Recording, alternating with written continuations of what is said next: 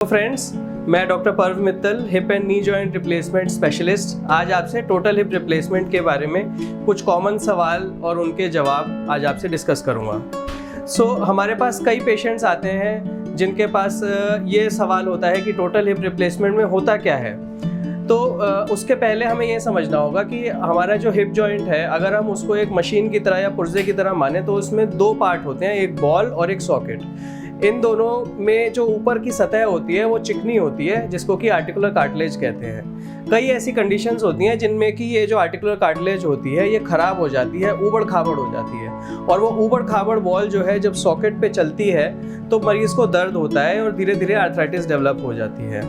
इन cases में हमें एक ऐसी सर्जरी करनी होती है जिसमें कि ये जो बॉल और सॉकेट है इसकी चिकनाई वापस से रिस्टोर करी जा सके आर्टिफिशियली डिज़ाइंड स्पेशल इम्प्लांट्स के थ्रू, और ये सर्जरी होती है total hip replacement. Total hip replacement में टोटल 4 पार्ट होते हैं। नीचे का फीमर जिसमें कि फिक्स होता है, थाई बोन में जो पार्ट फिक्स होता है उसको कहते हैं फीमर का स्टेम। उसके साथ जो हेड, आर्टिफिशियल हेड लगता है वो सेकंड पार्ट होता है। ये हेड जो है कप में 2 पार्ट्स से आर्टिकुलेट करता है। एक पार्ट जो बोन की तरफ होता है जिसको शेल कहते हैं, और जो बीच में एक पार्ट होता है जो कि मोटा पॉलीइथिलीन का होता है उसको लाइनर कहते हैं। इन टोटल 4 पार्ट से हमारा टोटल हिप रिप्लेसमेंट का इम्प्लांट बनता है। अब किन केसेस में टोटल हिप रिप्लेसमेंट की ज़रूरत है? जैसा कि दोस्तों मैंने आपको बताया, किसी भी कंडीशन में, किसी भी बीमारी में जिसमें आपका आर्टिकुलर कार्टिलेज खराब हो गया है और आपको पेन हो रहा है, आर्थराइटिस हो रही है, उन केसेस में आपको टोटल हिप रिप्लेसमेंट के लिए जाना चाहिए। जो कॉमन इसके कारण हैं, सबसे पहला है ऑस्टियोनेक्रोसिस हिप। ऑस्टियोनेक्रोसिस हिप के कई कारण हो सकते हैं।